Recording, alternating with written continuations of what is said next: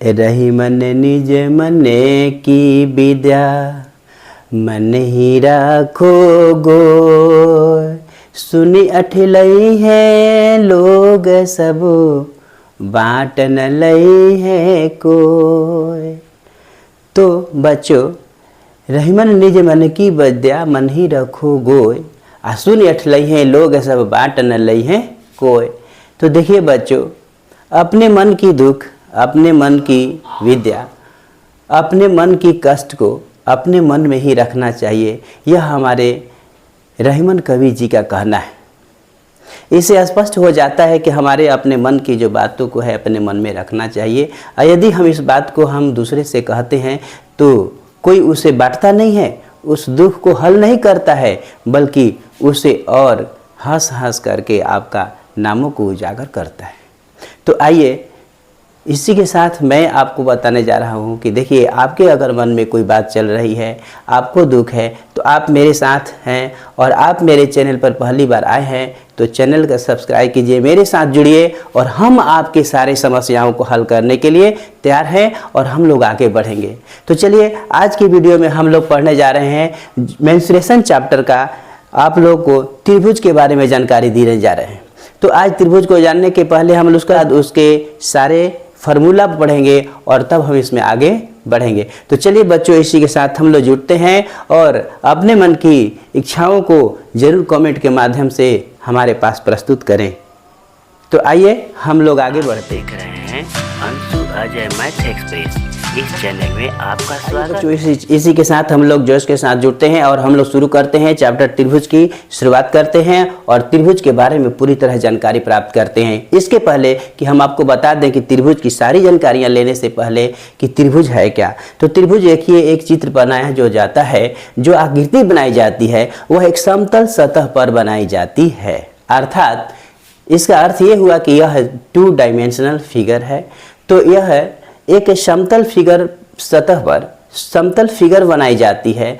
तो इसकी जो किनारे की साइड है, जो 3 साइड हम लोग लेते हैं, तो तीनों साइड जो है उसके, जिसको भुजा कहेंगे, उसे एक दूसरे से कनेक्ट करते हैं, अर्थात जोड़ते हैं। तो आइए हम लोग सबसे पहले त्रिभुज को परिभाषित करें, इसके बाद में हम उनके आकृतियों का अध्ययन करें, तब हमें पूरी जानकारी होगी कि त्रिभुज क्या है और उसके सारे फार्मूला का भी फिर हम अध्ययन करेंगे। तो आइए, सबसे पहला हमारा जो है वो हम लोग शुरुआत करेंगे और लिखेंगे पहला में कि त्रिभुज किसे कहते हैं। तो सबसे पहले हम लोग लिखेंगे कि त्रिभुज किसे कहते हैं। तो त्रिभुज किसे कहते हैं हो गया। अब इसका हम लोग आंसर लिखेंगे कि त्रिभुज किसे कहते हैं। तो लिखेंगे कि 3 रेखाखंडों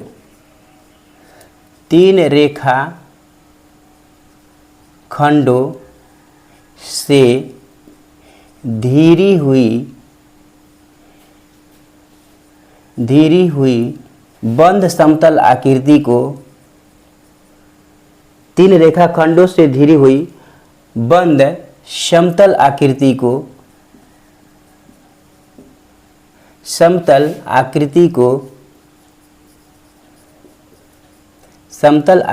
को त्रिभुज कहते हैं।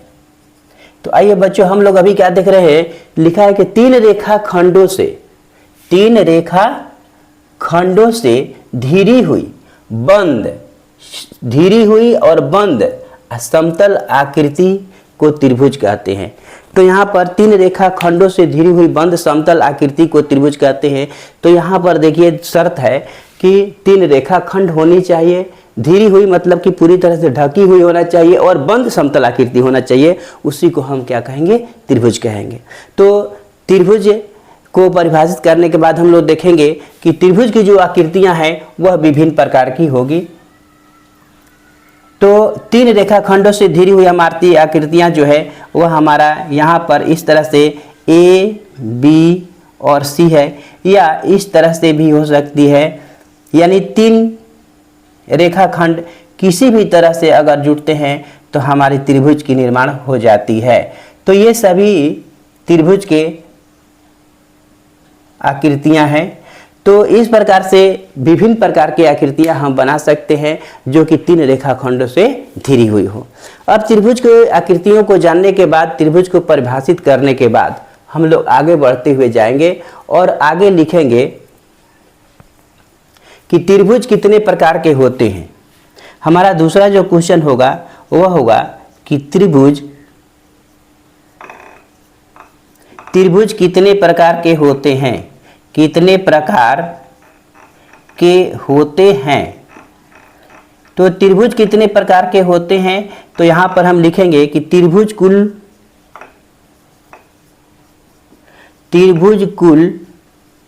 6 प्रकार के होते हैं।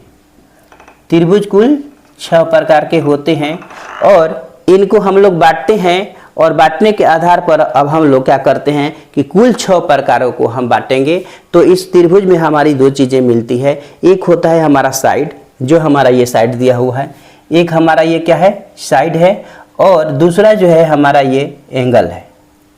तो इस साइड के आधार पर 3, यानी इस साइड के आधार पर 3 और इस एंगल के आधार पर 3, अर्थात 3 और 3 मिल करके हमारे 6 प्रकार त्रिभुज के होते हैं। तो आइए त्रिभुज के 6 प्रकार का नाम हम लोग जानते हैं। तो त्रिभुज के 6 प्रकार जो होते हैं उसमें सबसे पहले हम लोग लिखेंगे कि कोण के विचार से। पहला जो हमारा क्या होगा वह होगा कोण के विचार से। कोण के विचार से, कोण के विचार से जब हम लिखेंगे तो हमारा पहला जो होगा वह होगा समकोण त्रिभुज। समकोण त्रिभुज, समकोण त्रिभुज, इसको हम इंग्लिश में कहते हैं right angled triangle. Right angled triangle.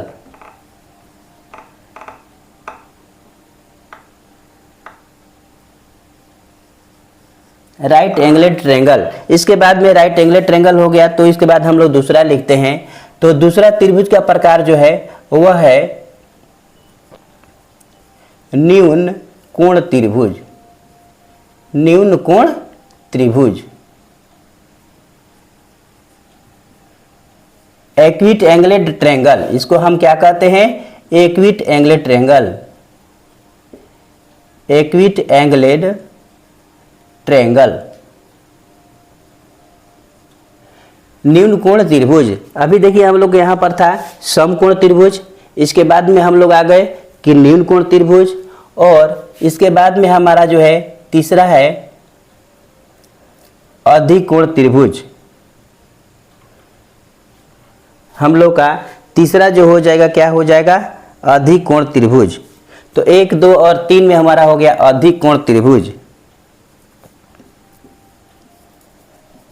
अधिक कोण त्रिभुज, इसको हम कहते हैं ऑब्ट्यूज एंगलेड ट्रायंगल।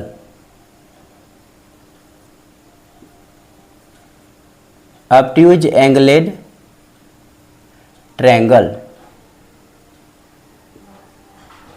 यहां पर देखिए अभी हम लोग को जो कोण के विचार से हम लोग पढ़े, कोण के विचार से त्रिभुज कितने प्रकार के होते हैं 3 प्रकार के। पहला हो गया राइट एंगलेड ट्रायंगल, दूसरा हो गया एक्विट एंगलेड ट्रायंगल और तीसरा हो गया ऑब्ट्यूज एंगलेड ट्रायंगल, यानी समकोण त्रिभुज, न्यून कोण त्रिभुज और अधिक कोण त्रिभुज। अब आइए भुजा के विचार से, अब हम लोग क्या देखेंगे कि भुजा के विचार से कितने होते हैं। तो भुजा के विचार से, तो भुजा के विचार से हमारा पहला जो हुआ वह हुआ समबाहु त्रिभुज। समबाहु त्रिभुज,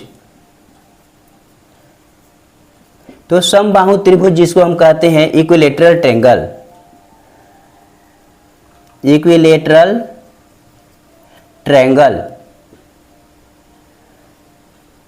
और दूसरा जो है वह है हमारा समद्विबाहु त्रिभुज। समद्विबाहु त्रिभुज। समद्विबाहु त्रिभुज, आइसोसेलेस ट्रायंगल, आइसोसेलेस ट्रायंगल। और आपका तीसरा जो है वह है विषम बाहु त्रिभुज, विषम बाहु त्रिभुज, त्रिभुज स्केलेन ट्रायंगल। तो इस प्रकार से हमारे पास जो है वह हमारा यहाँ पर भुजा के विचार से 3 प्रकार के हमारे भुजा के विचार से त्रिभुज हो गए। तो आइए हम लोग त्रिभुज के अभी प्रकार के बारे में जान रहे थे। तो अभी हम लोग मेंसुरेशन जाने से पहले हम लोग ज्योमेट्रिकल शेपों का अध्ययन कर रहे हैं और ज्योमेट्री के बारे में जानकारी प्राप्त कर रहे हैं। अब इसको हम आगे बढ़ाते हुए चलते हैं। तो हमारे ये विभिन्न प्रकार के जो त्रिभुज हुए, तो इन सबको हम पहले जाने अच्छा से कि ये होता क्या है और ये क्या है। तो सबसे पहले हम लोग चलते हैं और अध्ययन करते हैं। पहला जो है हमारा right angle triangle. Right angle triangle आपको ट्रिग्नोमेट्री चैप्टर 10th क्लास के ट्रिग्नोमेट्री वीडियो में आपको बनाया गया है और उसको वहाँ पर भी डिटेल बताया गया है कि हमारा जो 10th क्लास में अध्ययन करना है वह ज्योमेट्री के आपका जो त्रिभुज का भाग है और उसमें जो राइट एंगल ट्रायंगल है उसके बारे में पूर्ण जानकारी और उसके साइड और कोणों का अध्ययन हम लोग ट्रिग्नोमेट्री में करते हैं। तो आइए अभी हम लोग चलते हैं, पुनः इसको सीखने के बाद आगे हम लोग बढ़ते हैं। आइए।